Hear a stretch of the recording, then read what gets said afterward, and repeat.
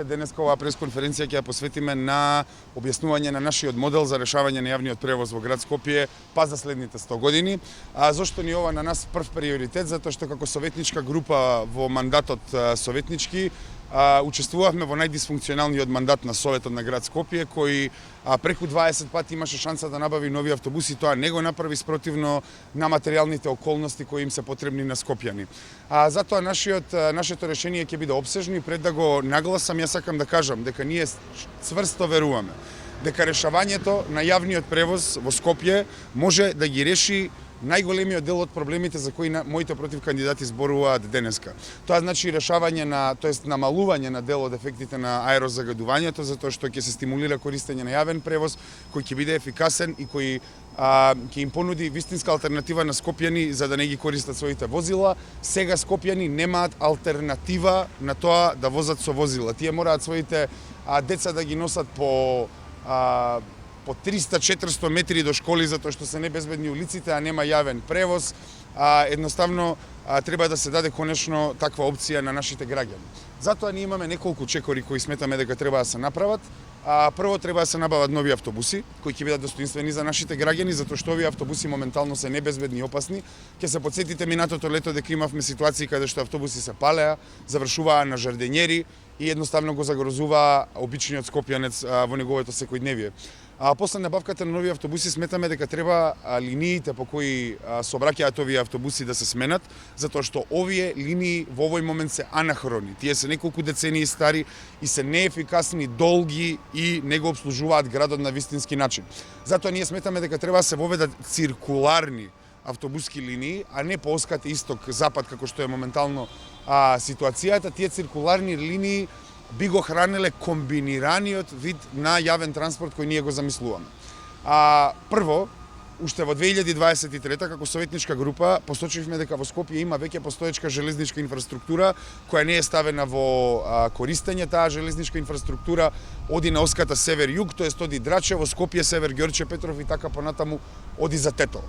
Таа железничка пруга треба да биде ставена во функција. Нас не радува тоа што Министерството за транспорт има некои планови кои ние не можеме да гарантираме дека тие планираат да ги изведат, но не радува тоа што одат во таа насока и јас како градоначалник целосно сум отворен за соработка со централната власт за доброто на скопјани, затоа што не можат 600.000 луѓе да бидат во заложништво ако јас и Мицковски или Данела и Мицковски или некој друг и Мицковски не можеме да се договориме. Мора да постои договор, така да од позиција на градоначалник јас би соработувал со централната власт за ставање во функција на градскиот воз. И третата, можеби најкомплицирана работа која ја замислуваме, која е многу голема инвестиција во суштина, но долгорочно ќе ни заштеди многу пари, а тоа е правење на железничка инфраструктура на оската исток-запад, тоест оската каде што треба да поминува така наречениот брз рапид транзит. За ова да се оствари, ние ќе имаме потреба од 13,2 километри железничка пруга, која ќе има 20 станици и ќе кошта во следните цифри. 460 милиона се потребни за да се создаде инфраструктура двонасочна на оваа оска, тоа е партизанска, каде што таа ќе биде суспендирана на мостови за да не се оштети клучната инфраструктура која поминува под партизанска, додека на другите места, например на Јане Сандански, таа може да биде и на ниво на земја, затоа што таму има услови за тоа да се направи. 460 милиони евра ќе биде правењето на оваа пруга и реконструирањето на оската север-југ. 60 милиони евра би не чинеле нови возови кои ќе се обраќаат на овие две оски, тоест оската исток-запад и оската север-југ, и тие ќе имаат неверојатно поголем капацитет да превезуваат скопјани, затоа што во шпицот, каде што најголем број дел на нашите сограѓани се движат, тогаш едноставно можете да ставите повеќе вагони кои можат да однесат повеќе сограѓани и така натаму.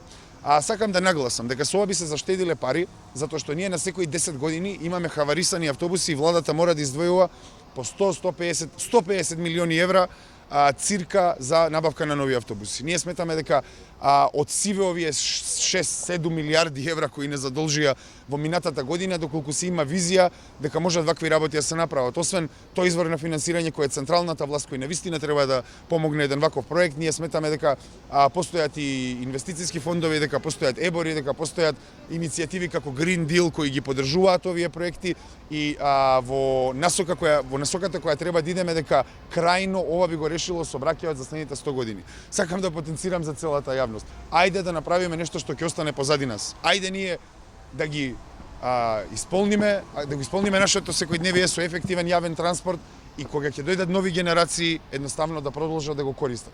Јас ќе имам еден мал коментар за брзиот рапид транзит, зашто сметаме дека ова е подобра опција од брзиот рапид транзит. Брзиот рапид транзит има неколку примери низ светот, како што тоа се искрено големи градови, многу големи градови, како Истанбул, Јакарта, Богота и така натаму.